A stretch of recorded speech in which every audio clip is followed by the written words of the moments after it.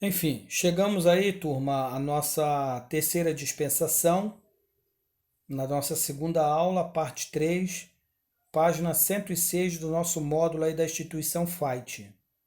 Vamos tratar agora da dispensação do governo humano. Aqui começa a dispensação pós-diluviana, ou seja, após o dilúvio, né? Então, a primeira dispensação após o dilúvio nós chamamos de governo humano, ok? A dispensação do governo humano, ela encontra-se em Gênesis capítulo 8, verso 15, até o capítulo 11, verso 19.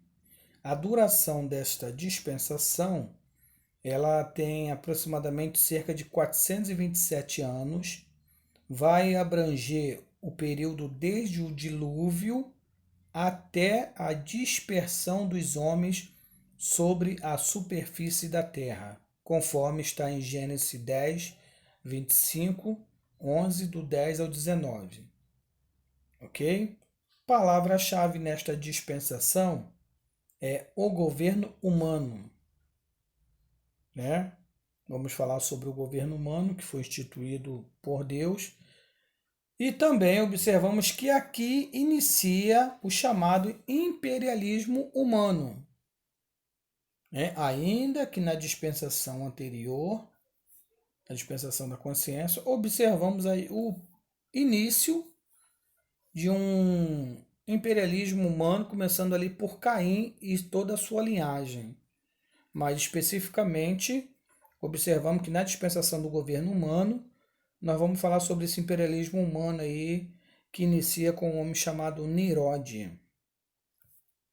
Ok? Vamos lá? Página 106 do módulo em diante. Qual é a condição, ou qual era a condição do mundo no início desse período, da humanidade? Vamos lá? Noé, o sobrevivente do dilúvio, era o pai do século pós-diluviano e do mundo presente. Esse novo mundo foi povoado pelos filhos do grande e justo Noé, né? Sem, Cão e Jafé, os três filhos de Noé, respectivamente com suas esposas. Durante 350 anos, seus filhos conviveram com o piedoso patriarca sob debaixo a influência do seu santo testemunho. Ou seja, os descendentes de Noé, respectivamente pelos seus filhos, foram uma geração que aprenderam uma conduta moral do pai e, consequentemente, puderam passar isso para os seus filhos, né? Essa questão de um santo testemunho, de um bom testemunho, de conduta, de ética, ok?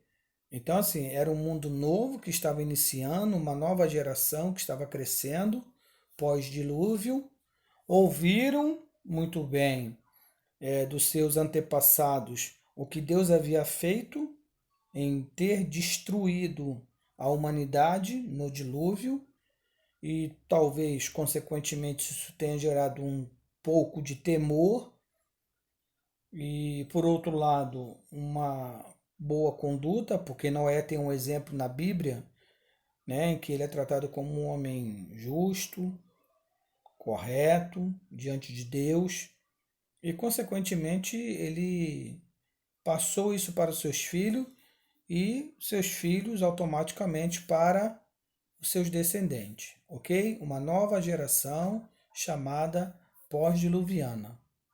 Então a condição do mundo era totalmente diferente da geração outrora. Nesse próximo slide, qual era o propósito divino de Deus nesta dispensação? Era justamente provar a capacidade do homem em manter-se fiel e servir a Deus no sistema de consciência coletiva, como sociedade organizada.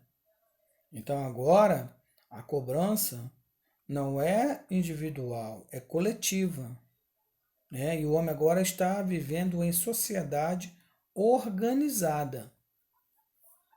Temos uma aliança, né? Temos Falamos na primeira aula introdutória sobre as alianças que existem nas dispensações, e nesse período, na dispensação do governo humano, a aliança com Noé. Nós chamamos de aliança noética.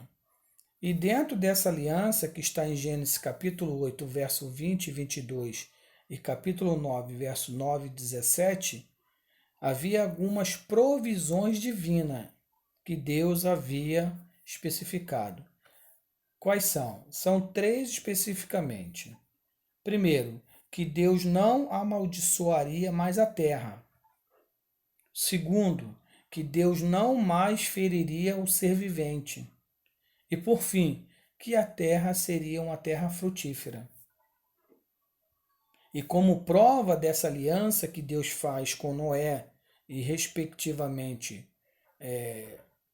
por tabela para com a humanidade, a prova dessa aliança é o sinal do arco-íris, que Deus não mais destruiria a terra com água e queria se lembrar-se dessa aliança que Deus, ou melhor, que a humanidade pudesse lembrar da aliança que Deus havia feito com a coroa da criação que somos nós. Ok?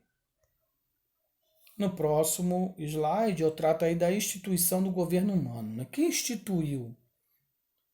Observamos que nos séculos antediluviano não havia nenhum governo humano, não havia estabelecido um tipo de governo, uma sociedade organizada, cada um agia por si só e fazia o que bem entendia, possivelmente era uma anarquia só, uma geração, como eu falei anteriormente, violenta, né? Imoral. E aí, por não haver um governo humano, os homens haviam abusado do amor e da graça de Deus. Gastaram todo o seu tempo entregues a toda a qualidade de pecados e vício. Então era uma anarquia total.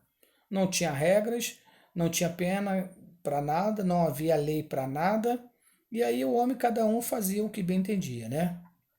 Aí entra agora a pena capital, Gênesis capítulo 9, verso 6, né? Podemos entender que é a pena de morte. Foi criada por Deus para controlar, no período da dispensação do governo humano, para frear, na verdade, para frear as atitudes pecaminosas daquela geração. Então, assim, a pena capital é a função de maior seriedade do governo humano. E, uma vez que Deus concedeu ao homem essa responsabilidade judicial, automaticamente todas as demais funções de governo foram também conferidas. Então, assim, Deus é que estabelece a pena capital. E ele concede ao homem essa responsabilidade judicial de fazer julgamento, né? Julgar o próprio semelhante, o próprio próximo. Se estão julgando com injustiça ou com justiça, é outra questão, mas Deus lhe concedeu essa responsabilidade judicial para frear a conduta dessa geração pós-diluviana. E, consequentemente, todas as funções de governo também lhe foram conferidas. Por isso que Paulo vai falar em Romanos 13 sobre as autoridades constituídas. Agora, como estão regendo, se é justo ou se é injusto, aí é uma outra conversa. Mas as autoridades devem ser reconhecidas, sim, à luz da Bíblia. Aí nós vamos observar agora a linhagem piedosa, né? Quem é a linhagem piedosa dentro da dispensação do governo humano? Esses eram os semitas, eram servos fiéis de Deus, desculpa, que andaram humildemente no caminho da fé, os descendentes de Sem. A grande falha, qual foi a grande falha no período dessa dispensação? O governo humano foi instituído por ordem divina, mas o imperialismo de Nirod, olha aí a questão que eu falei do imperialismo. Nirod era neto de Cão por Cuxi, foi o primeiro a ser poderoso na terra. E de outros daquele tempo já era diferente, ou seja, repetindo aqui para que nós possamos entender. O imperialismo de Nirode, viu? E de outros daquele tempo já era diferente. Ou seja, a linhagem piedosa de Sem se junta com os descendentes de Jafé e Cã e começa novamente aquilo que nós observamos na dispensação da consciência, aonde a linhagem de Sete se mistura com a linhagem de Caim. E observamos então que a cena se repete.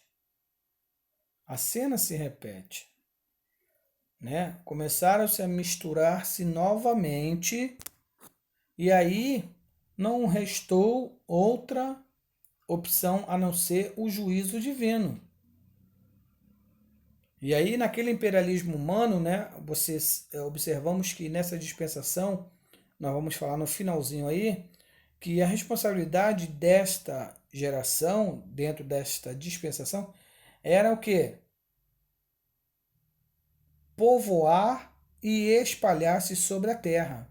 Mas Nerode tenta centralizar, constrói a Torre de Babel para poder centralizar o poderio humano, né, com desculpa de fazer uma torre e chegar até Deus, quando na verdade não era essa a questão que ele estava realmente intencionado, era justamente criar um imperialismo humano para poder centralizar e desobedecer a ordem divina. O juízo sobre essa ímpia geração foi determinado, Gênesis 11, do 5 ao 7.